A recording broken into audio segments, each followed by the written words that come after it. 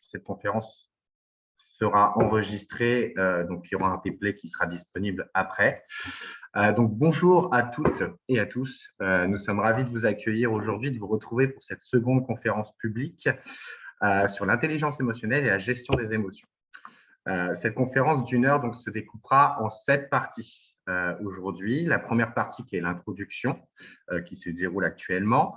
La seconde partie, nous ferons une présentation en fait, du parcours de Gilbert Touillet qui sera l'animateur de cette conférence.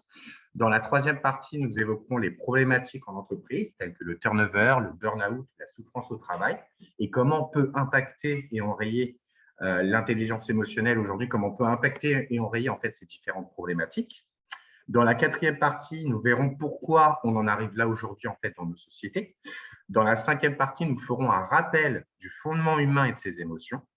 Dans la sixième partie, nous verrons comment inverser les tendances et le manque d'intelligence émotionnelle dans nos sociétés. Et dans la septième partie, nous répondrons à quels sont les résultats obtenus grâce à l'intelligence émotionnelle. Nous profiterons à la fin de cette partie de répondre à vos questions à travers une intervention directe de Gilbert Touillet. Pour tous ceux et celles qui ont des questions en attendant cette partie, je vous invite à les déposer directement dans l'onglet « Discussion ». Merci de bien indiquer votre nom et prénom au moment où vous posez les questions. Comme ça, ça pourra nous permettre à nous de pouvoir vous répondre même après la conférence. Parce que malheureusement, on le sait bien, des fois, on ne peut pas répondre à toutes les questions en prenant 1 heure. Cette conférence donc, sera animée par Gilbert Touillet, fondateur de ce réseau d'experts. En amont, il a écrit 2 livres sur ces sujets intitulés « Ma vie est un cadeau » et « L'intelligence émotionnelle de A à Z ». Si vous souhaitez avoir des informations sur ces différents livres, n'hésitez surtout pas à nous envoyer un message. En fait, pour faire très simple, en s'appuyant sur ses 25 années d'expérience, il a développé et créé une méthode d'apprentissage et de transmission de ce savoir-faire et des compétences de l'intelligence émotionnelle. Il a fondé ce réseau il y a 1 an et aujourd'hui, en fait, nous sommes 5 experts sur la France, dont un nouvel expert qui vient d'intégrer nos équipes et qui commence son parcours de formation dès lundi. Nous pouvons donc répondre à tous vos besoins en matière d'intelligence émotionnelle et de la gestion des émotions, au travail comme dans la vie professionnelle. Je vais maintenant laisser la parole donc à mon père. Merci de couper vos micros afin d'éviter tout bruit parasite. Nous vous remercions de votre intérêt et je vous souhaite à toutes et à tous une bonne écoute. Eh bien, bonjour à tous. Je suis vraiment ravi de vous retrouver ce midi pour cette mini-conférence live. Donc, je vais déjà me présenter un petit peu pour que vous sachiez qui je suis, pourquoi je suis là et pourquoi vous êtes là, parce que c'est vous le plus important. Donc, moi, je m'appelle Gilbert Touillet, j'ai 57 ans.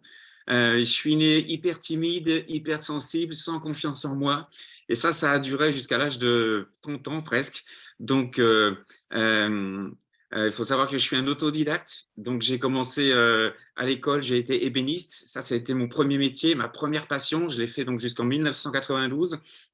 Et en fait, 1992, ça a été pour moi, je dirais, une période importante puisqu'on m'a découvert un cancer, une tumeur cancéreuse au fémur gauche, et donc j'ai dû arrêter de travailler, et ce pendant 10 ans.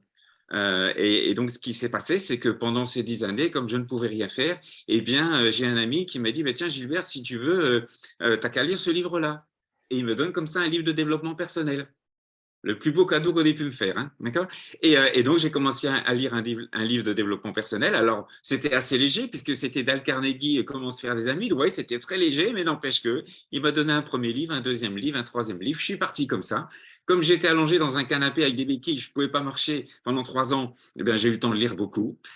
Donc, j'ai lu une multitude de livres. Je les ai relus même plusieurs fois. Et en fait, où ça a commencé à me parler, c'est que au fur et à mesure que je lisais des livres, mon mental reprenait le dessus. Et quand j'allais à l'IGR, alors l'IGR, c'est l'Institut Gustave Roussy, hein, c'est un institut spécialisé pour les gens qui ont un cancer. Eh bien, en fait, les professeurs, vous voyez mes scores remonter, j'allais de mieux en mieux. Bref, et puis moi, j'avais la patate quand j'allais là-bas, quoi. Alors, je voyais tout le monde autour de moi qui n'allait pas bien, et je comprends pourquoi c'est jamais évident de traverser ces problématiques-là. Et puis, donc, c'est venu comme ça. Et puis, petit à petit, donc, j'ai continué à lire. Et puis, dès que ça a été un petit peu mieux, ben, j'ai commencé à faire des séminaires de formation pour apprendre. Et puis, comme tout allait bien et que des opportunités s'ouvraient à moi, parce que c'était pas sûr que je puisse reprendre mon premier métier ébéniste, et bien, en fait, j'ai commencé à accompagner des gens qui étaient salariés, qui voulaient devenir indépendants. Et j'ai comme ça créé un grand réseau de plus de 150 personnes que j'ai coachées comme ça à distance. Donc, pour moi, vous savez, le management hybride, c'est pas un secret. C'est facile, je le fais ça depuis les années 2000. Et donc, petit à petit, c'est reparti. Moi, j'ai pu me relever. Et en fait, en 2001, on m'a autorisé à reprendre le travail.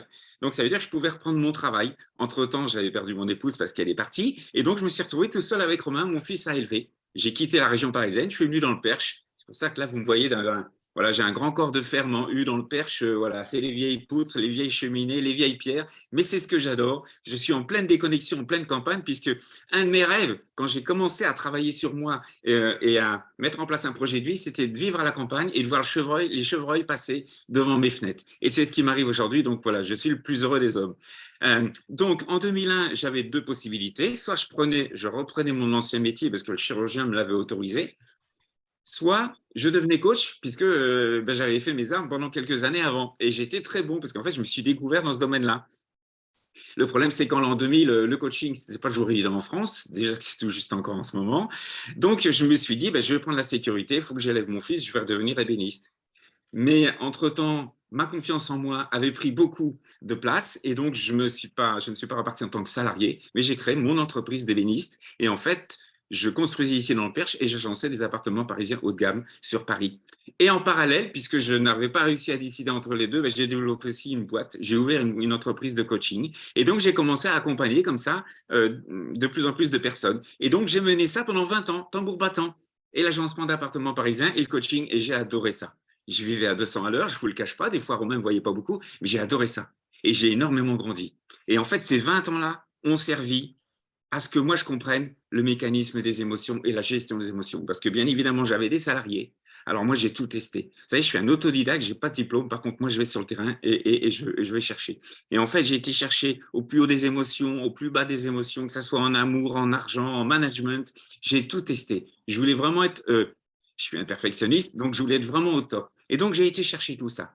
Tout ça jusqu'en 2019. J'essaie de faire le plus court possible. Et en 2019, bon, quelques mois avant, la vie m'avait envoyé 2-3 signes que je n'ai pas écoutés parce que je parle souvent d'intuition, mais on n'écoute pas toujours les siennes. Bref, la vie m'avait dit arrête ton entreprise d'agencement. Je ne l'ai pas fait. 9 mois après, je faisais un premier burn-out. 3 mois après, j'en faisais un deuxième. Là, j'ai compris et la vie a été bien claire avec moi qu'il fallait que j'arrête mon entreprise d'agencement pour me consacrer en fait à mon métier de coach et d'expert en intelligence émotionnelle. Et puis donc, j'ai écrit un deuxième livre sur l'intelligence émotionnelle. C'est celui-ci parce que en fait, la vie me laissait plus rien faire, je pouvais même plus ouvrir un devis, faire quoi que ce soit. Par contre, j'avais le droit pendant 2 heures d'écrire mon livre. Alors, c'est ce que j'ai fait.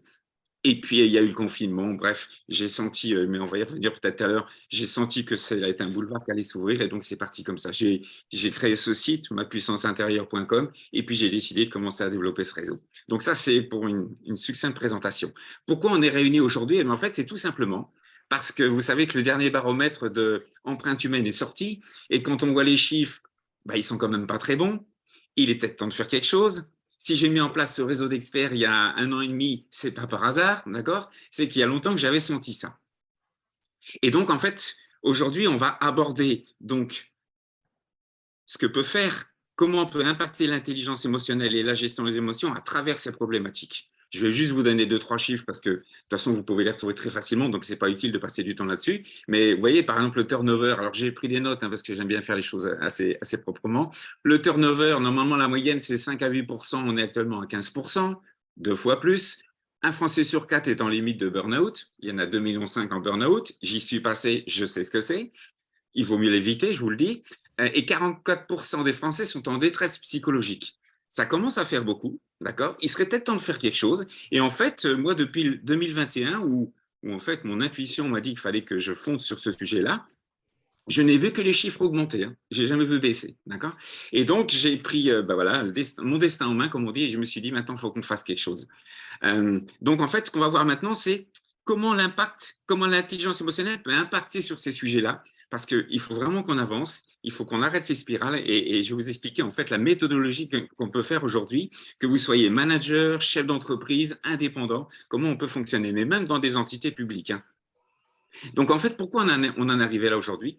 Eh bien, tout simplement parce que depuis des dizaines d'années, je dirais même voire des centaines d'années, on a complètement oublié l'humain. C'est-à-dire que l'humain n'est plus au cœur de l'entreprise. Aujourd'hui, on parle de ratio, on parle de chiffre d'affaires, on parle d'indicateurs de croissance. Quand il y a un problème, on parle de solution digitale ou solution numérique, mais sûrement pas de solution humaine. D'accord? On parle de CV, on parle de diplôme, on veut mettre les gens dans un cadre, avec une étiquette, bref, il n'y a plus rien d'humain.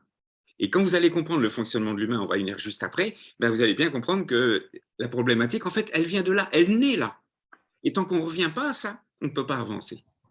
Donc, qu'est-ce qui se passe? Eh bien, on a oublié l'humain et on a oublié une chose essentielle, et on va rentrer dans le fonctionnement de l'humain aujourd'hui, c'est que avant que l'humain ait un cerveau qui fonctionne, l'humain, il a un cœur. Et si aujourd'hui, vous devez prendre des notes sur un bloc comme ça, il faut commencer par ça. Le restant, ce que j'ai dit avant, mon historique, peu importe, ça, c'est pas grave.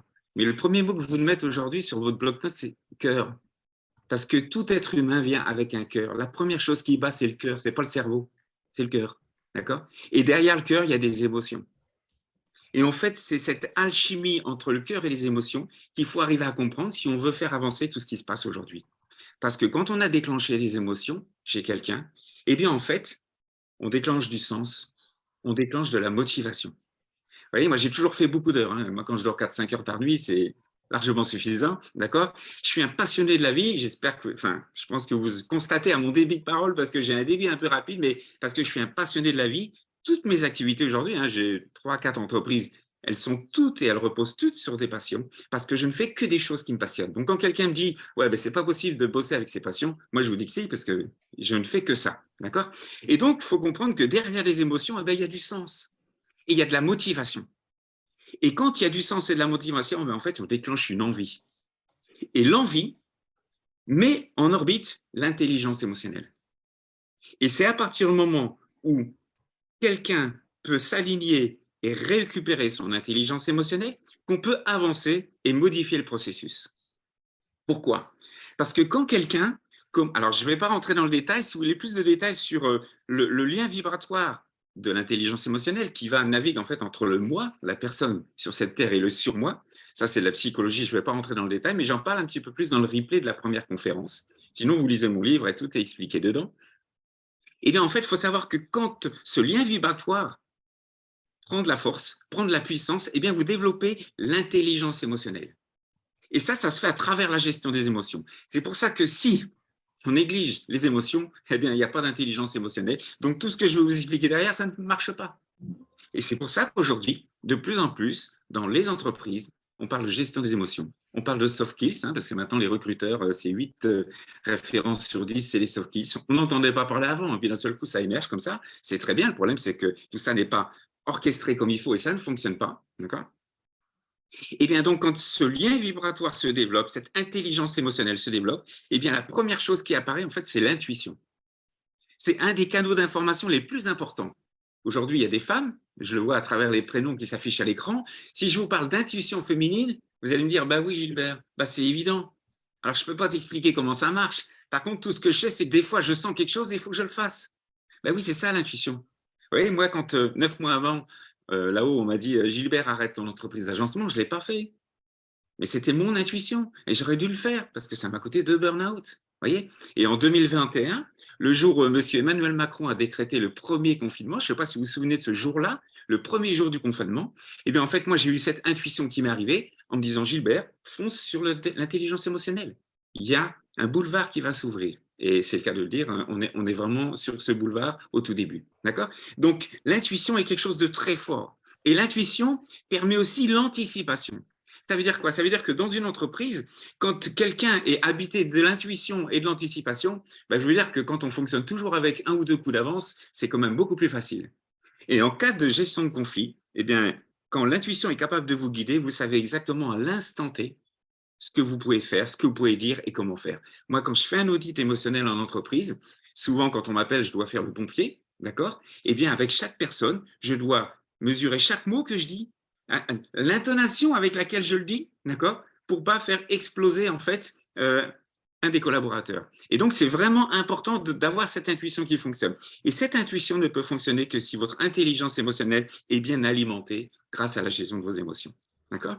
Donc ça c'est le premier canal d'information important. Le deuxième c'est la créativité. Et là, vous savez, moi aujourd'hui, je vois des gens qui me disent ouais, mais Gilbert, ça produit pas assez vite. Ben oui, mais est-ce que vous les mettez dans une orbite, sur une orbite, je dirais, pour qu'ils puissent créer, pour qu'ils puissent innover? parce qu'ils ont un minimum de liberté, de possibilités, du champ d'action, parce qu'on leur dit bonjour le matin. Oui, moi, mes salariés, chaque matin, avant de faire quoi que ce soit, j'allais saluer chacun. Et je demandais à chacun s'il allait bien, parce que moi, en une poignée de main, je peux savoir si quelqu'un va bien ou pas bien. Ou à travers les yeux, je peux le voir. Les yeux sont le regard de l'âme. Voyez ? Eh bien, si je chantais qu'il y avait la moindre petite chose, je posais une petite question, du genre, est-ce que ça va bien ce matin ? Comment ça va à la maison, les enfants, l'école, tout ça. Vous voyez, un petit truc pour qu'on puisse lancer une discussion et désamorcer les choses. Et ça, c'est important. Vous voyez ? Et moi, pour vous dire quoi ? C'est que moi, dès 8 heures du matin, le salarié, il était sur orbite. Hein. Il était dans de bonnes émotions. Donc, son intelligence émotionnelle fonctionnait. Aujourd'hui, quand beaucoup de personnes arrivent au travail, enfin, c'est ce qu'on me raconte, hein, et puis je le vis à travers mes missions, c'est pas du tout ça que j'entends. Hein, d'accord ? Et donc, bien évidemment, si à 8 heures du matin, la personne n'est pas positionnée dans de bonnes émotions, elle ne va pas produire, ça c'est sûr. Ou alors, elle va produire à 50% de ce qu'elle peut faire. Vous voyez ? Et donc, il faut en être conscient. Et surtout, par rapport à ce que mes propos que je dis là, s'ils sont blessants, ce n'est pas le but. Il faut savoir ce que je vous apprends là, vous l'avez appris nulle part. Il n'y a aucune école de management qui en parle. Il n'y a aucune école de coaching qui en parle. À l'école, moi, j'ai jamais entendu parler de ça. Le peu que j'y suis allé, mais j'en ai jamais entendu parler. Mes parents n'avaient pas les compétences pour ça. J'ai jamais entendu parler de ça. J'ai dû me former, j'ai dû apprendre, j'ai dû lire, j'ai dû tester sur le terrain. Et aujourd'hui, ce que vous entendez là, c'est 25 ans d'expérience. C'est pour ça que c'est facile pour moi d'en parler. Mais parce que je m'assois sur 25 ans d'expérience. Pas sur des diplômes, pas sur des titres, pas sur un rang de je ne sais pas quoi. Hein, même si je suis expert, mais avant tout, c'est de l'expérience. D'accord ? Et donc, c'est important que dès le matin, la première chose qu'on doit faire attention, c'est l'émotion de chacun de mes collaborateurs ou de mes salariés. C'est ça le plus important. Parce que la journée, elle commence là, et c'est là que la journée va être productive ou improductive. Donc, il y a la créativité, mais il y a aussi la réactivité. C'est que, bien évidemment, dans l'intelligence émotionnelle, il y a un canal d'information qui amène la réactivité. Et ça veut dire qu'on peut réagir très vite. Vous voyez, moi, quand un salarié venait me voir en me disant, ben voilà, Gilbert, il faudrait qu'on achète telle machine, il faudrait modifier ça, j'étais capable de dire oui tout de suite ou non. Parce que la réactivité, je recevais des informations et je savais tout de suite ce que je devais faire ou pas, dire ou pas. Pareil quand je suis en audit émotionnel. Je sais tout de suite ce que je dois faire par rapport à un événement X ou Y quand je suis en face à face avec un collaborateur. Et ça, c'est important à comprendre. Ça ne peut fonctionner que si l'intelligence émotionnelle est en plein fonctionnement. Ensuite, il y a l'empathie. Et l'empathie, ça, c'est quelque chose d'important. D'ailleurs, je vous le disais quand je salue mes salariés le matin, je suis en pleine empathie et en pleine bienveillance. Ça, c'est quoi ? C'est une forme de reconnaissance. Ça veut dire à mon salarié, je disais à mon salarié chaque matin, tu es là, tu es important pour moi. C'est de la reconnaissance. Et il le savait. Et quand on avait des chantiers importants et qu'on dormait que 4-5 heures par nuit parce que ça leur arrivait aussi, ils le faisaient parce que j'étais comme ça. Ben aujourd'hui, aller trouver un salarié qui fait ça, il n'y en a pas beaucoup. Quoi. Vous voyez ? Moi, j'entends parler que de démotivation, on a perdu le sens, on est démotivé, bref. On est complètement à côté de la plaque. Excusez-moi de vous le dire. D'ailleurs, 15% de turnover, ce n'est pas un hasard. Hein, d'accord ? C'est parce qu'il y a un certain mode de fonctionnement. Et tout ça, il faut le changer. Ce que je voulais vous dire aussi, c'est ne pas culpabiliser par rapport à tout ça. C'est important. Moi, je vous dis des propos, je peux peut-être des fois être blessant parce que moi, ça fait 25 ans que je fais ça. Mais voilà, en aucun cas, je veux vous blesser. C'est juste qu'il faut comprendre aujourd'hui qu'il y a des mécanismes qu'il faut qu'on modifie si on veut que ça change. Il y a aussi la bienveillance. Il y a aussi le leadership. Parce que bien évidemment, quelqu'un qui est alimenté par l'intelligence émotionnelle, il a un certain charisme, il a une certaine empathie, il est capable de se connecter avec les autres, il est capable de motiver les autres. Il n'a pas besoin d'aller chercher un bloc avec les 10 points qu'il a appris sur comment motiver quelqu'un à la dernière formation qu'il a fait. Hein. C'est automatique, c'est naturel. Vous voyez ? Moi, en un claquement de doigts, je peux le faire. D'accord ? D'ailleurs, moi, à l'audit émotionnel, à la première séance, je peux retourner l'état d'esprit d'une entreprise. Parce que je sais exactement où je peux appuyer, sur quel ressort, sur quelle fibre. Vous voyez ? Mais parce que je ressens les autres. Vous voyez, quand j'étais avec mon chef d'atelier et que le vendredi, on faisait le planning de la semaine, bon, nous, on a toujours eu beaucoup de travail, hein, parce que, vous savez, il y a la loi d'attraction aussi qui rentre dedans, et moi, j'ai toujours eu beaucoup de business. Eh bien, en fait, je voyais la peur lui traverser le corps du haut en bas. Et donc, quand je voyais ça, et que je ressentais, parce que c'est surtout que je le ressentais à travers mon empathie et ma bienveillance, et bien en fait, j'étais obligé de dire, ben non, là, tu sais, Thomas, finalement, ce chantier-là, on va le décaler un petit peu. Parce que j'avais besoin de faire redescendre la pression. Parce que si je le mets en pression haute, il n'est pas dans de bonnes émotions, ça ne fonctionne pas. Donc, je le paralyse. Donc, il produit moins. Et qu'est-ce qu'il va dupliquer derrière, bien évidemment, dans l'entreprise, dans l'atelier, avec ses collaborateurs? Eh bien, ce n'est pas bon. Donc, vous voyez, il faut ressentir tout ça, il faut doser tout ça. C'est pour ça que c'est important d'être vraiment, je dirais, vraiment ouvert à ces nouveaux sujets, à la gestion des émotions, à l'intelligence émotionnelle. Il faut être ouvert à tout ça parce que c'est la compétence de demain qu'il faut acquérir si vous voulez changer tout ça. Si vous n'êtes pas capable de ressentir quelqu'un qui est démotivé, il va se mettre en démission silencieuse. Et puis après, il va être en démission tout court. Et puis après, votre taux de turnover, il va augmenter. Il peut vous dire, je ne comprends pas et ça ne marche pas. Mais ça ne peut pas marcher. Ça ne peut pas fonctionner. Vous voyez? Ensuite, il y a les relations humaines. Parce que bien évidemment, alors, quand on est en empathie, alors moi j'ai été hypersensible pendant très longtemps, ça a été très compliqué à gérer tout ça. Bon, maintenant je le dose très bien, d'accord? Mais je suis quand même beaucoup en empathie avec les gens. Eh bien, on crée des relations humaines autres. Et ça, c'est important aussi parce que quand il y a une tempête, vous voyez, des fois, enfin, c'est pas des fois aujourd'hui, c'est de plus en plus souvent, il y a un salarié qui est absent parce qu'il fait un burn-out, parce qu'il est en souffrance. Puis qu'est-ce qu'on fait des dossiers? Ben, on prend les dossiers de quelqu'un et puis on les donne à l'autre. Vous voyez? Eh ben ça, en termes de relations humaines, je vais vous dire une chose, si vous avez bien fait les choses avant, c'est faisable, mais à dose homéopathique. Par contre, si avant vous avez été odieux, ne vous étonnez pas qu'il y ait un deuxième burn-out 15 jours après, et puis un autre 3 semaines après, parce que dans le coup, le deuxième tombe malade. Alors, les deux dossiers, les deux piles de dossiers, on les donne au troisième qui tombe en burn-out, et ainsi de suite. C'est obligé, c'est une chaîne aujourd'hui, c'est une chaîne. Il faut stopper cette chaîne-là. Oui, c'est comme en intelligence émotionnelle. Moi, quand je coach quelqu'un, il y a 3 spirales. Je dois stopper la spirale, qui est une spirale qui fait plonger les gens. Je dois la stopper, je dois l'inverser et ensuite lui donner de la puissance. Ben, c'est pareil, il faut stopper ces processus. Sinon, on ne fonctionnera pas. Sinon, on n'y arrivera pas. Sinon, on n'avancera pas. Vous voyez? Et donc, il faut que vous compreniez que voilà, derrière le cœur des gens, c'est ça le plus important, il y a les émotions. Et si les émotions sont préservées, je dirais, gérées, accompagnées, et bien dans ce cas-là, vous allez développer une motivation chez les gens qui va changer totalement leur mode de fonctionnement, leur mode de relations humaines, leur mode de production. Comment inverser la tendance?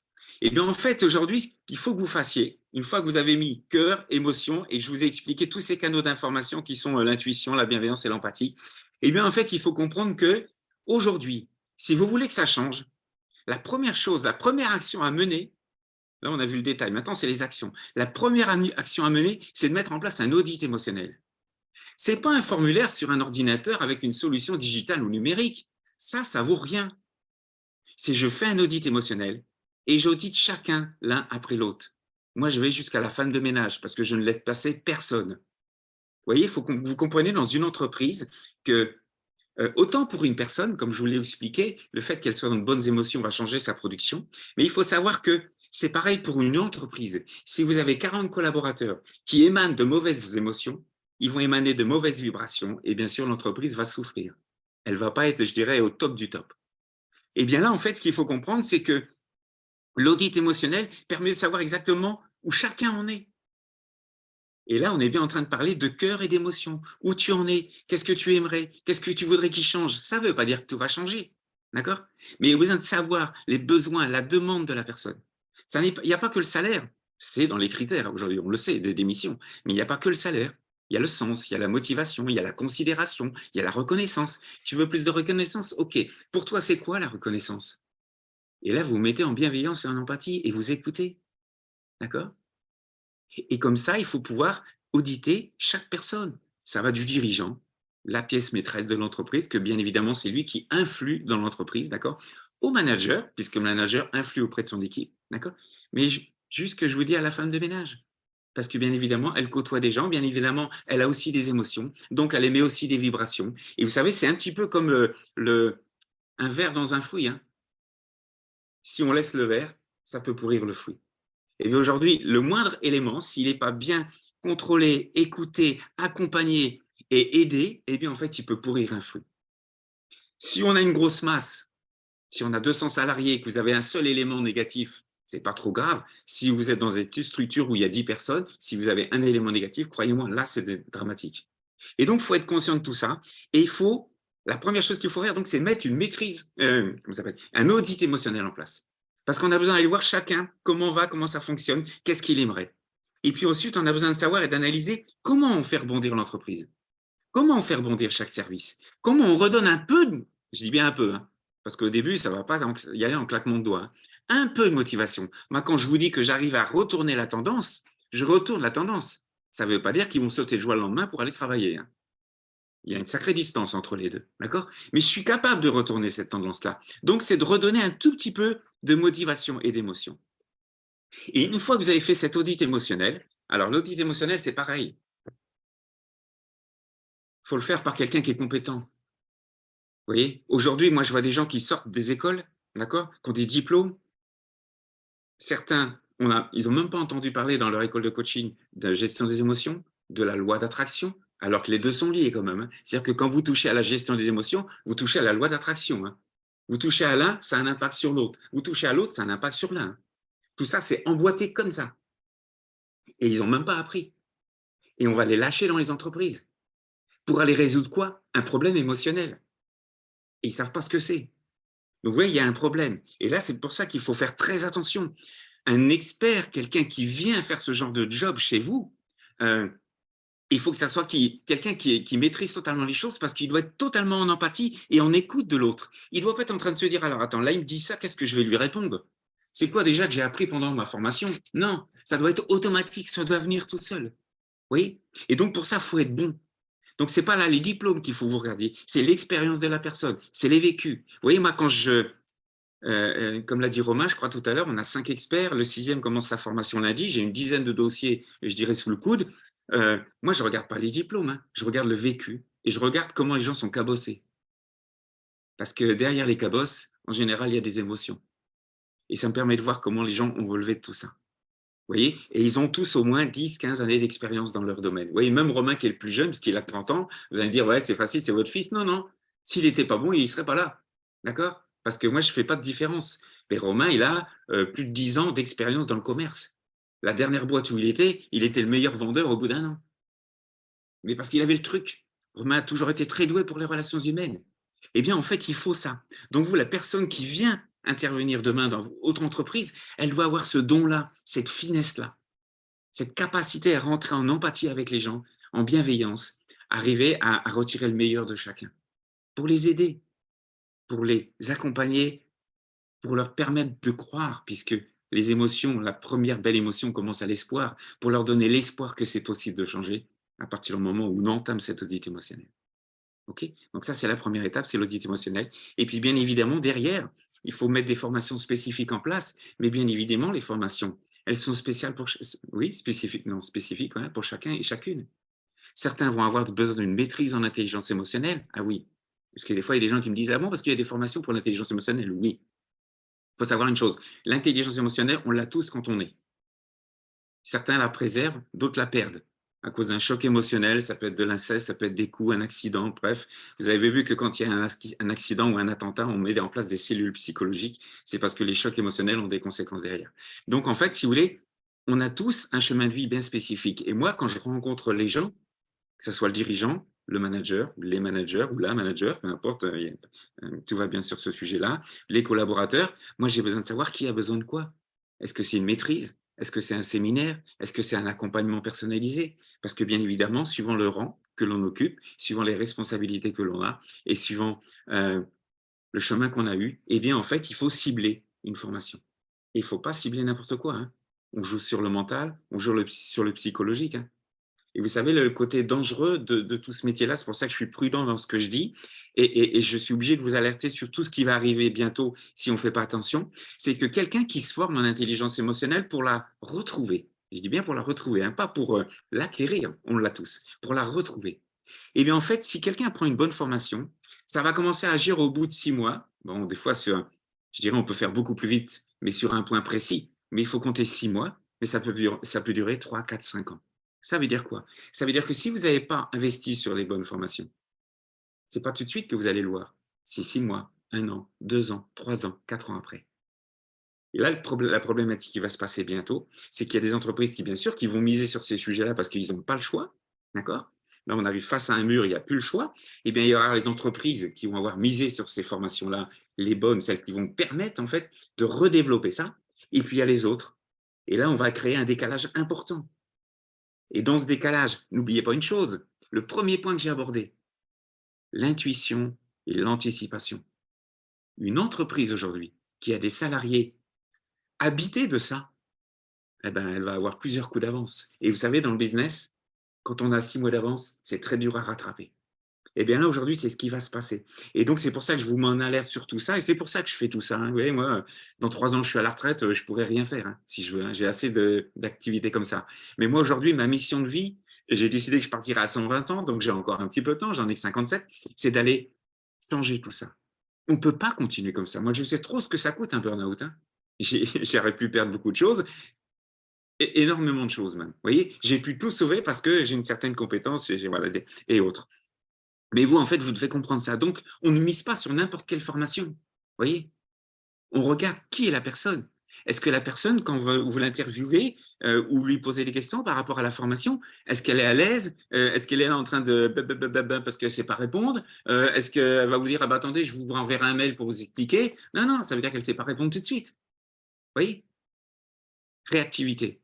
Quelqu'un qui est bon dans son domaine, il est capable de vous répondre tout de suite. Vous voyez? Et ça, c'est important parce qu'en cas de conflit, croyez-moi, il faut être très réactif. Il faut savoir réagir très vite sur tous ces sujets-là. Oui.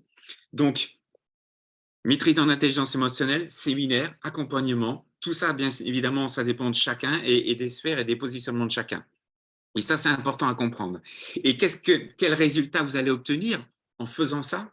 Eh bien, bien évidemment, vous allez obtenir, je dirais, au début, il va y avoir une période de flottement. Parce que bien évidemment, si les gens sont déçus de leur entreprise depuis plusieurs mois, depuis plusieurs années, comme je vous disais tout à l'heure, on ne va pas tout changer du jour au lendemain. Donc, il va y avoir au début un flottement. Et ces flottements, ça va être, oui, depuis le temps qu'ils disent des choses et qu'ils ne font rien. Voyez.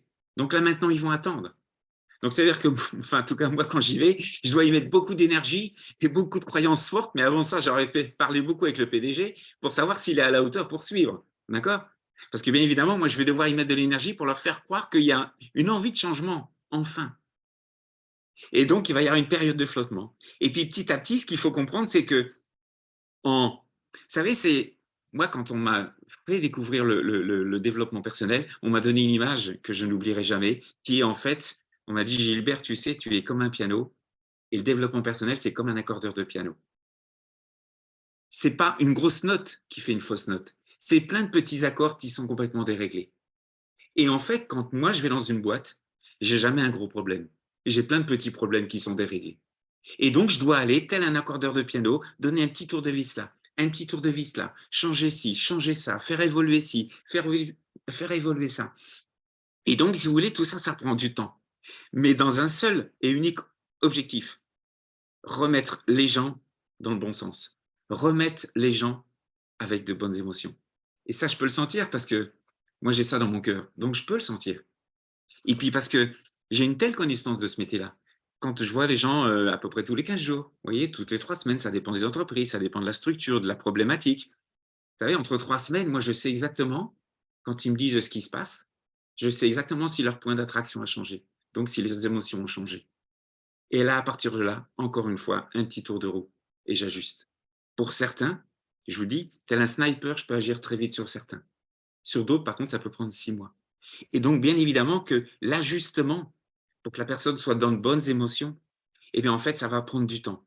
Ça va demander beaucoup d'écoute. Mais il vaut mieux beaucoup d'écoute pour aller en direction de quelque chose qui va fonctionner, plutôt que de négliger tout ça et de se dire après, comment je fais? Parce que là, aujourd'hui, on en est vraiment là. Voyez. Et donc, il faut affiner tout ça, il faut affiner toutes ces perceptions, il faut former certains. Et puis, petit à petit, vous savez, quand j'ai fait un séminaire la semaine dernière, et donc, il y avait plusieurs chefs d'entreprise qui étaient là. Et donc, le premier jour de mon séminaire, c'est la gestion des émotions, sa propre gestion des émotions. Donc là, on a balayé plein de choses. Mais en fait, les regards, moi, c'est ce que j'adore, c'est le lendemain matin. Alors, le soir, on mange tous ensemble, croyez-moi, c'est un repas sympa. Tout le monde échange, tout le monde partage, c'est excellent. Tout ça, c'est fait sans hasard, je vous le dis. Mais le lendemain matin, vous savez, c'est quand je commence à parler de, eh bien, vous, maintenant, vous êtes dans votre entreprise et voilà ce qui se passe par rapport à vos émotions et tous vos collaborateurs. Et là, vous savez, j'ai des yeux qui s'ouvrent comme ça. Parce que les gens, ils ne s'imaginent pas ce que leurs émotions et donc leurs vibrations, puisque nos émotions émettent des vibrations, impactent les collaborateurs, impactent l'entreprise, impactent un service commercial, impactent un service comptable. Bien évidemment, quand le service commercial est impacté parce que vous en avez 2, 3 qui ont de mauvaises émotions et qui, bien évidemment, divulguent un message négatif, ah ben, les objectifs de vente, ils ne peuvent pas être atteints, hein. Ça, c'est sûr et certain, hein. Alors, qu'est-ce qu'on fait? On met la pression encore un peu plus. Mais est-ce que quand on met la pression, on améliore les émotions? Ah ben, sûrement pas. Non.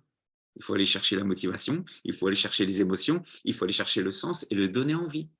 Et ça, c'est un métier. Oui. Et tout ça, ça s'apprend. C'est de la finesse. C'est une vraie alchimie émotionnelle. Quand je vous parle de piano, c'est vraiment ça. Je pourrais aussi vous donner l'exemple de l'horlogerie suisse. Le moindre grain de sable, tout s'arrête, tout s'enraye. On en est exactement pareil au niveau des émotions. Donc, ça demande du temps. Par contre, il faut que vous compreniez une chose, c'est que si vous faites vraiment ce travail-là dans vos entreprises, dans vos services, ce n'est pas un travail que vous allez faire pour 6 mois qu'il va falloir recommencer dans 2 ans.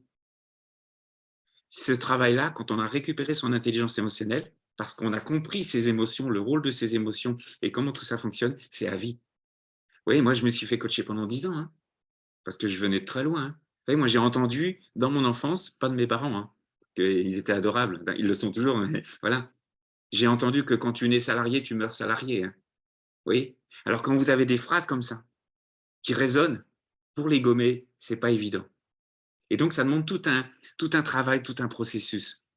Donc tout ça, ça demande du temps, d'accord? Mais il faut que vous compreniez que c'est le chemin aujourd'hui pour arriver à ce que ce chiffre de turnover, ce chiffre de burn-out commence à baisser. Et pour que vous puissiez enfin garder vos talents, en attirer d'autres, d'accord? Parce que vous savez, moi aujourd'hui, quand je travaille dans une entreprise, en fait, ce que je fais maintenant, je leur dis, quand ils recherchent des talents, je leur dis, surtout notez bien que vous êtes en train de mettre en place un management bienveillant.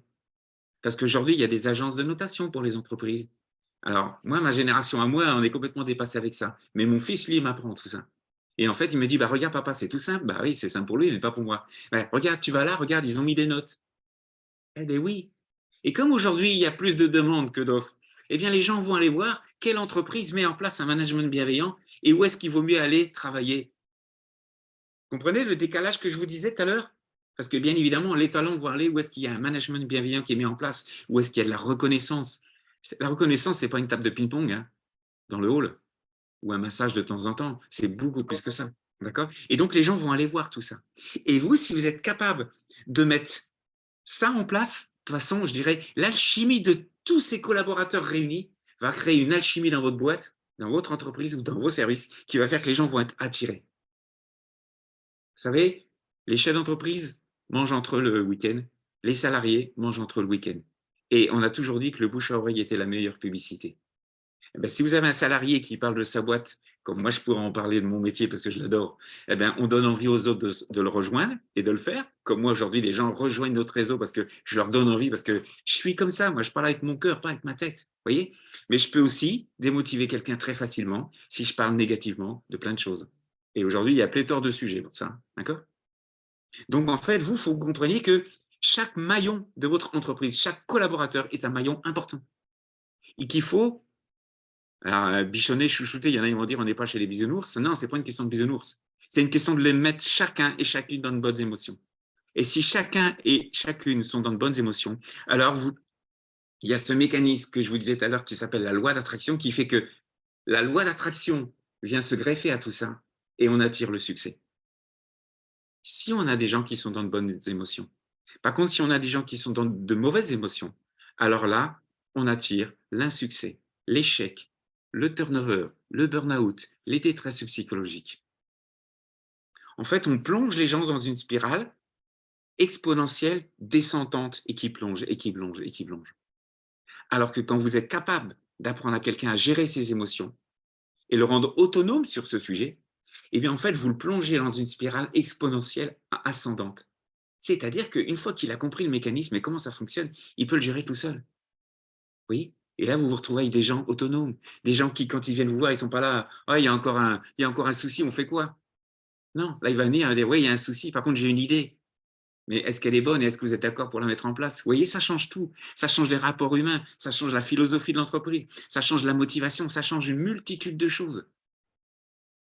Et vous, en fait, c'est ça qu'il faut que vous compreniez. Parce que le bien-être dans les entreprises, pour que les entreprises aillent mieux, ça ne va pas revenir par hasard, hein. Ce n'est pas un claquement de doigts, ça n'existe pas, ça. D'accord? Et il y a un travail énorme, je vous le dis. Pourquoi? Parce que tous les gens qui sortent aujourd'hui des écoles de management ne sont pas formés à ça, hein. Vous pourriez demander à Romain, il pourrait témoigner de sa sœur, de ce qu'elle entend en école de management. C'est la folie, quoi, d'entendre encore ce sujet-là à notre époque actuelle. C'est devrait être interdit de parler comme ça. Oui, donc il y a un boulot énorme. Mais ce n'est pas impossible. Moi, je le fais dans toutes les boîtes où j'interviens, c'est possible. Il faut juste y aller, il faut juste croire que c'est possible et il faut juste aussi après voilà, avoir les bonnes personnes autour de soi parce qu'on est sur des sujets très sensibles, on touche à la psychologie des gens et on ne peut pas faire n'importe quoi, n'importe comment. Vous voyez? Et je vous dis ça parce que tous ces sujets-là, je peux vous dire garantir une chose, c'est que c'est une masse d'argent phénoménale en formation. Et donc, bien évidemment, il y en a qui vont regarder en premier l'argent, non pas le bien-être et le vrai service qu'ils vont pouvoir amener aux entreprises. Et moi, je vous alerte de ça parce que ce n'est pas parce que ça vaut 15 000 au lieu de 10 000 que c'est mieux. Il faut faire très attention à tout ça. Je vous dis surtout, regardez la personne qui va former. Comment elle est, comment elle se comporte, est-ce qu'elle parle avec son cœur? Vous voyez, tout ça, c'est important. Il ne faut pas choisir par Internet, par un mail ou autre, hein. Il faut rencontrer la personne ou en visio ou au téléphone. Et moi, je peux coacher quelqu'un au téléphone. Et chaque mot a une vibration. J'entends tout. Eh bien, si vous êtes capable de faire ça, bien évidemment, vous allez savoir à un moment de temps s'il y a un truc qui cloche ou pas, si c'est le bon formateur ou pas, s'il a le bon produit ou pas, s'il a le bon service ou pas. Vous voyez? Et petit à petit comme ça, eh bien, en mettant toutes ces pièces, en analysant froidement, hein, je vous dis, il ne faut surtout pas culpabiliser par rapport à toutes ces situations. On ne nous a jamais appris tout ça. C'est vraiment un changement qu'il y a aujourd'hui. Eh bien, sans culpabiliser ou quoi que ce soit, on prend conscience de tous ces points très importants avant d'investir. Et ensuite, quand on investit, bien évidemment, on sait que derrière, il va y avoir du taf, d'accord? Mais que c'est possible. Et que si le taf est bien fait, vous allez voir que votre boîte, elle va changer, vos services vont changer, l'état d'esprit va changer, mais je ne vous dis pas pour 3 semaines. Vous voyez, moi, aujourd'hui, je suis totalement indépendant. On m'a rendu totalement indépendant. Et un jour, j'ai lu dans un livre que tu as 2 solutions dans la vie. Et j'ai élevé Romain comme ça, hein. C'est soit tu lui donnes du poisson, soit tu l'apprends à pêcher. Ah ben moi, Romain, je ne lui ai jamais donné de poisson, hein. Il a appris à pêcher. Aujourd'hui, il est libre, il est son propre patron. Vous voyez? Eh bien, si chaque salarié, vous êtes capable de le rendre avec un minimum de liberté, être capable de trouver des solutions tout seul, être capable d'innover, de vous proposer des solutions, eh bien, ça change beaucoup de choses dans une entreprise, à tous les niveaux. Et les gens se sentent investis parce que dans le coup, ils se retrouvent sur un projet. Et bien évidemment, quand on est sur un projet investi et qu'on prend son pied à faire ça, on ne s'en va pas. On ne se met pas en démission silencieuse. On n'est pas en détresse psychologique. On ne fait pas un burn-out.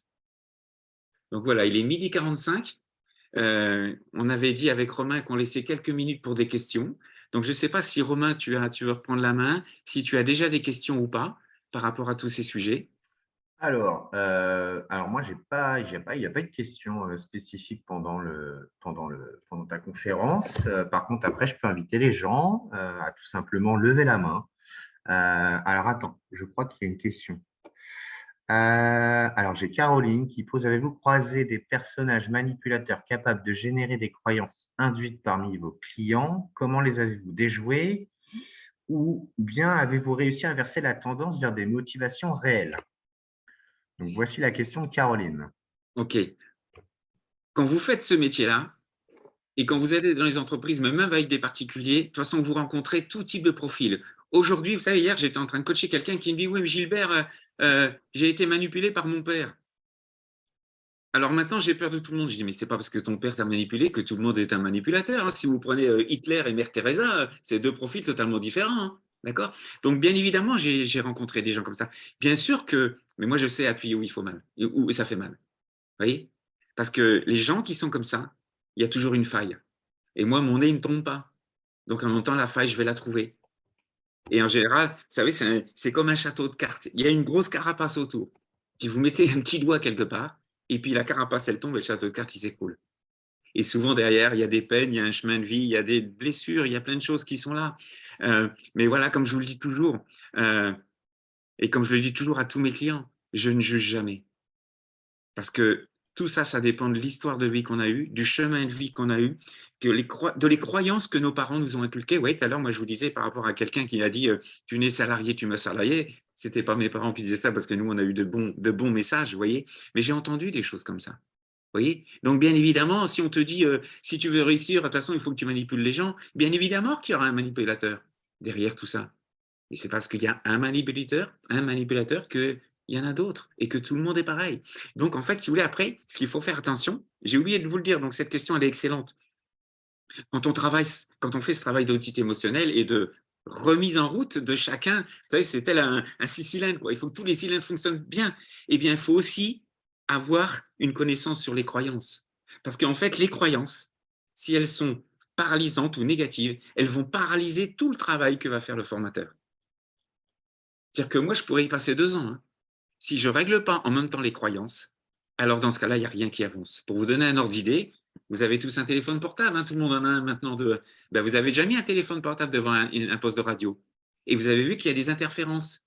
Et puis ça fait tigidi tigidi, on n'entend plus la radio, ça fait des bruits bizarres le matin si vous avez ça à côté de votre radio réveil, bref. Eh bien, les croyances négatives ont le même mécanisme par rapport au mécanisme des émotions. C'est-à-dire que les croyances négatives peuvent parasiter votre travail, votre développement personnel et votre évolution. Pour un particulier, je dirais un être humain, ou pour toute une entreprise. Donc oui, il y a des manipulateurs, mais aujourd'hui, de toute façon, dans une entreprise, il y aura des choix à faire, notamment sur ces profils-là. Hein. Parce que bien évidemment, si moi j'accompagne 10 de vos salariés demain et qu'il y a le manager qui est manipulateur, le manipulateur, excusez-moi, soit il change, soit il saute. Hein. C'est pas possible. Vous voyez imaginez dans les agences de notation, bien évidemment qu'il y en a qui vont mettre que oui, on a un manager qui est manipulateur. Vous ne trouverez plus personne. C'est-à-dire que vos 10 salariés vont s'en aller, mais personne ne viendra le remplacer puisqu'ils auront vu dans l'agence de notation qu'il y a un problème là. Tout C'est se pour ça sait. que la formation et l'investissement, je dirais, il est stratégique. Hein. Parce que quand je vous dis qu'il va y avoir un décalage, je ne vous dis pas tout pour ne pas vous faire peur. Hein. Mais il y a quand même des boîtes qui vont fermer à cause de ça. Et ça, c'est sûr et certain. Donc, c'est qu'est-ce qu'on veut. Vous savez, moi, j'ai eu plusieurs boîtes, j'en ai toujours plusieurs. Pour moi, chaque boîte est un bébé. C'est ce qui est plus cher pour moi avec mon fils, d'accord. On n'y touche pas. On n'y touche pas. Donc, je fais très attention pour que le bébé il grandisse, que tout se passe bien, comme j'ai fait avec mon gamin. Vous voyez. Donc, un chef d'entreprise, aujourd'hui, quand il a ce genre de maillon, eh ben, il doit savoir prendre les bonnes décisions à un moment ou à un autre si rien n'est modifiable. Et s'il y a des DRH ou RH aujourd'hui qui écoutent et qu'il y a ce genre comment s'appelle, de personnages dans les rouages, eh ben, il faut savoir éventuellement soit le former. S'il veut être formé, c'est pas sûr, parce qu'il peut avoir une carapace et ne pas vouloir changer. Sinon, il faut faire le nécessaire. Hein. On n'a pas le choix. On n'a pas le choix. Aujourd'hui, un chef d'entreprise est responsable de la santé morale de ses ouvriers, hein, quand même. Ah, j'ai une autre question. Moi, juste pour rebondir, faut savoir une chose. Moi, qui ai beaucoup, enfin, qui ai fait quelques entreprises en tant que dans mes expériences professionnelles. Alors moi, on me l'a appris et je pense que beaucoup de jeunes aujourd'hui le savent et même beaucoup de gens le savent, pas que les jeunes. Il faut savoir un truc, c'est que tout se sait. Toutes les sociétés aujourd'hui qui pensent que leur management nocif n'est pas vu, il faut savoir une chose, c'est que tout le monde le sait. C'est ce que je mettais tout à l'heure. Il y a Glassdoor, il y a Indeed, il y a plein de logiciels aujourd'hui pour les notations de sociétés, sur des retours d'expérience de salariés. Et des fois, c'est des retours qui datent d'il y a 10 ans. Donc, s'il y a un seul retour négatif sur votre management, je peux vous le garantir, toutes les personnes qui vont aller voir une annonce d'emploi et qui vont aller voir tout simplement Glassdoor ou d'autres choses seront au courant de ce qui se passe dans votre société. Et ça, je peux vous dire, c'est catégorique. Moi, dès que je voyais un retour négatif comme ça sur une seule plateforme, ce n'était pas la peine. Je ne me présentais même pas au recrutement. Donc, c'est pour aussi rebondir sur tout ça. Après, j'ai une question. Tac, tac, tac. Je reprends, excusez-moi. Donc, j'ai Tahiri Mohamed qui me demande, suite à l'audit émotionnel, si l'entreprise n'a pas le budget pour déployer le plan d'action pour tous les salariés, n'a-t-il pas un risque de frustration chez les salariés? Alors, ça pourrait arriver si ce n'est pas bien fait. D'où l'importance de la personne qui fait l'audit et de comment il va communiquer avec chacun des salariés. Parce que bien évidemment, c'est un budget, je ne vais pas vous le cacher. D'accord. Mais s'il y a une certaine compréhension des choses, vous savez, c'est comme moi quand j'audite. Hein. Je ne commence pas à auditer le PDG, puis après je fais manager, puis en dernier, je fais les femmes de ménage. Hein. Moi, je fais tout le monde en même temps. Parce que je veux que tout le monde soit considéré en même temps. parce qu'elle est là aussi, la reconnaissance. Et bien, dans la formation, c'est pareil. Il y a des endroits stratégiques où il faudra aller, et bien évidemment, une entreprise n'aura pas forcément le budget pour tout faire en même temps. Et bien après, c'est la stratégie. Et on va, peut-être qu'un manager a la possibilité d'attendre 6 mois, alors que pour un autre, il y a urgence. Peut-être que pour un salarié, il a juste besoin d'un petit accompagnement, alors que l'autre a besoin d'un séminaire pour comprendre. Vous voyez, donc après, on adapte tout ça. Mais quand on fait ça avec beaucoup d'empathie et de bienveillance et beaucoup d'écoute avec la personne qui est en face, on trouve toujours des solutions. On trouve toujours des solutions. Oui, moi, j'ai audité il n'y a pas très longtemps une entreprise. Même les gens qui partaient à la retraite dans 2 mois, je les ai audités. Hein. Parce qu'on arrive toujours à trouver des informations. Vous voyez, moi, par exemple, dans mon métier, mon premier métier qui est l'ébénisterie, si le bureau d'études ne modifiait pas les plans, ça veut dire que l'atelier fabriquait avec des plans qui étaient complètement faux. Et bien ça, on arrive toujours à le savoir. Vous voyez, il y a toujours un truc qui se sait, parce que quelqu'un en parle, quelqu'un hurle ou pique une colère dans l'atelier, parce que les plans ne sont pas à jour, parce que c'est le bordel, et patati et patata. Mais il y a un moment donné, il y a quelqu'un qui va me le dire. Et donc, moi, je vais le savoir. Et dans ce cas-là, c'est peut-être plus forcément la faute du salarié, c'est peut-être la faute du bureau d'études. Enfin, oui, il y a plein de choses comme ça qu'on arrive à découvrir pendant l'audit émotionnel. Et c'est par rapport à ces points-là qu'on voit où il y a l'urgence et qu'on intervient en priorité sur ces urgences. Vous voyez, mais tout en aidant les autres et en accompagnant les autres en disant que voilà, tout est important et chaque être humain dans une entreprise est important. Une autre question, Romain? Là, pour l'instant, j'en ai pas d'autres, pour l'instant. Mais après, les gens peuvent directement intervenir avec grand plaisir. Ah, j'ai une autre question. Oui. Un mot sur le management toxique. J'ai eu affaire à un général manager et son DRH qui ont comme objectif de débarrasser des compétences. Ouais, ok, attends. J'ai eu affaire à un général manager et son DRH qui ont comme objectif de débarrasser des compétences. Ok. Alors, j'ai quelqu'un qui a levé la main, je crois. Oui, parce que là, ça ne va pas être facile de répondre à la question. Il faudrait la reformuler autrement, je pense. Ouais. Alors, qui c'est qui a levé la main? Oui. Bonjour. Alors, Marie. Alors, c'est Marie, mais en fait, c'est Marie-Chantal. Donc, c'est moi qui viens vous rejoindre bientôt.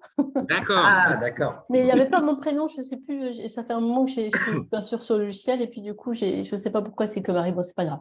Non, j'ai peut-être compris la question. Alors, je dis bien peut-être parce que pourrait y avoir été confronté personnellement, mais par une collègue de travail dans un autre lieu. Et effectivement, il y a des managers qui, pour pouvoir, donc effectivement, on n'est plus sur de management toxique, et qui, pour, on va dire, préserver leur rôle de domination et de supériorité et d'emprise, ont tendance à diminuer les compétences de l'autre personne. Et c'est typiquement ce qui arrive avec une de mes collègues. Alors, ce n'est pas dans mon métier de coach que j'ai démarré, évidemment, c'est dans mon ancien métier que j'exerce encore actuellement, et qui est très, très embêté parce qu'en fait, il lui reprend tout son travail et ensuite, après, il vient lui dire vous ne vous investissez pas, etc., etc. Donc, en fait, il est en train de lui diminuer toutes ses compétences. Effectivement, à un moment donné, la personne, elle commence à se poser des questions. Alors, pour le coup, elle est très sûre d'elle, il n'y a pas de souci de ce côté-là, mais effectivement, à un moment donné, ça peut se retourner contre elle, puisqu'à un moment donné, lui, mais attendez, cette personne,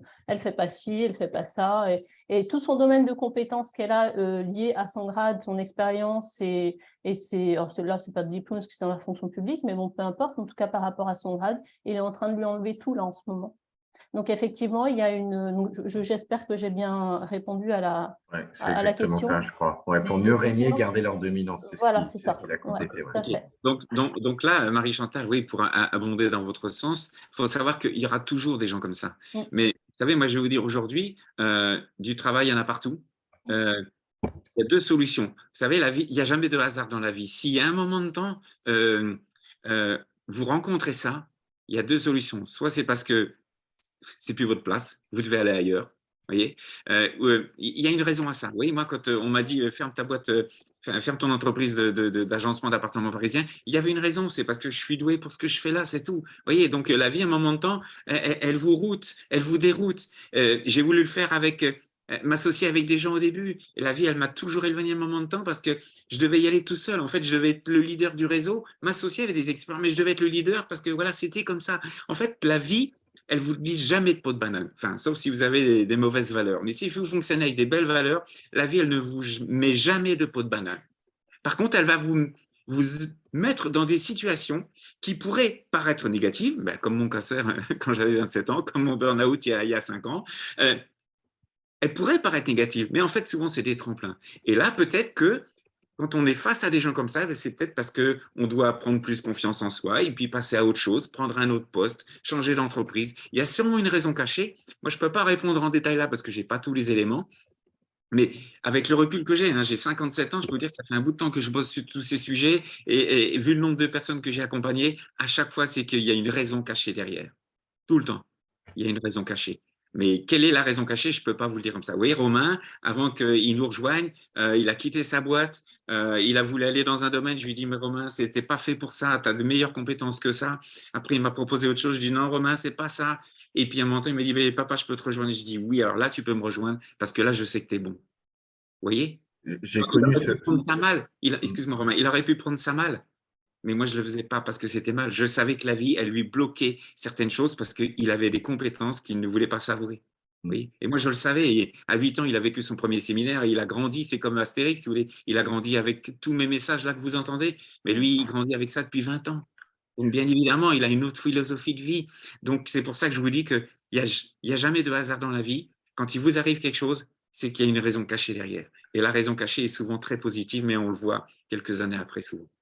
Et sachez-le, moi aussi, ce qu'expliquait papa, j'ai connu ce genre de responsable et de manager toxique qui profitent des compétences des autres, qui se cachent en fait derrière le résultat de ses équipes en disant c'est moi le numéro 1. Sachez-le, ça ne dure qu'un temps. Parce que le problème, c'est qu'avec ce genre de manager, ce qui va arriver, et ce qui arrive très souvent, c'est que les bons éléments, ils partent très vite. Moi, vous voyez, dans une de mes anciennes boîtes, la moyenne d'un commercial, c'est 2 ans d'ancienneté. À cause de quoi? Parce qu'en fait, ça fait 15 ans que ça dure, ça fait 20 ans que ça dure, le cycle continue. À un moment de temps, même que vous soyez une grosse boîte ou une grande boîte qui valent des millions, je peux vous le garantir, à un moment de temps, quand vous avez ce genre de manager et que tous les 2 ans, en fait, le cycle continue, se répète, et votre chiffre d'affaires, il fait tout le temps ça. Et c'est mort. Et l'image que vous donnez après aussi au niveau des clients par rapport à vos salariés, mais c'est foutu. Moi, le jour où je suis parti d'une de mes sociétés, je le sais très bien, j'ai une vingtaine de clients qui sont venus fermer leur compte. Parce que ça faisait 20 ans qu'ils voyaient toujours le même schéma se reproduire. C'est ça aussi qu'il faut comprendre en tant que responsable et que manager. OK, vous avez des salariés, vous gérez des personnes, mais sachez-le que la gestion que vous allez avoir auprès de vos salariés, auprès de vos collaborateurs, il y a vos clients aussi qui regardent tout ça. Et les clients, ils observent, et ils ne sont pas fous. Et les clients, qu'est-ce qu'ils recherchent aujourd'hui? Ce n'est pas juste une société la moins chère. Non, ils recherchent des hommes, des humains, une relation, quelqu'un de confiance. Et je peux vous dire que si vous avez vos salariés qui repartent tous les 2 ans, à un moment de temps, vos clients, ils disent ça va bien, quoi. Moi, je veux quelqu'un avec qui je peux vivre une relation professionnelle qui ne dure pas juste 1 an et demi ou pas juste 6 mois. Donc, voici aussi pour mon retour d'expérience par rapport à tout ça. Merci pour ton témoignage. Il est 13h. Donc, moi, j'aime bien être dans les clous. Donc, s'il y a une question en urgence, on y répond. Sinon, on va clore parce que voilà, il est 13h.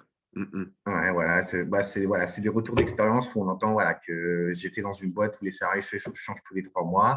Après, c'est des remerciements. Donc, non, je n'ai pas de nouvelles questions là. Okay. Donc, je vais te laisser finir. Ouais, et donc, on va vous remercier en tout cas pour votre écoute, pour votre participation. C'est bien parce qu'on est de plus en plus nombreux à chaque fois, donc c'est très bien. Je pense que la prochaine conférence, ça m'est venu ce matin, vous voyez, en prenant ma douche, j'ai rien à cacher. Je pense que je vais le faire sur le burn-out parce que je l'ai vécu, je sais ce que ça coûte, je sais l'impact que ça a, je sais comment on peut l'anticiper et je sais jusqu'où il ne faut pas aller. Donc, je pense que ça peut être quelque chose de très intéressant. Donc, je pense que ça sera le prochain sujet. Je ne prends pas plus de temps, il est 13h01. Je vous souhaite un bon appétit si vous n'avez pas eu le temps de manger. Et puis, je vous dis à une prochaine fois. S'il y a quoi que ce soit, vous tapez mapuissance-intérieure.com. Il y a le réseau de nos experts, il y a moi, il y a les produits, les services. Vous pouvez tout retrouver, les adresses de Romain, de tous nos collaborateurs. Voilà. Bonne fin de journée à vous. Merci pour votre écoute. Et puis, au plaisir de vous retrouver une prochaine fois. Merci à vous tous. Et n'hésitez surtout pas, si vous avez des questions, à nous envoyer un petit message. On est là pour ça. D'accord? Je vous souhaite une bonne journée, un bon appétit et une excellente fin de semaine.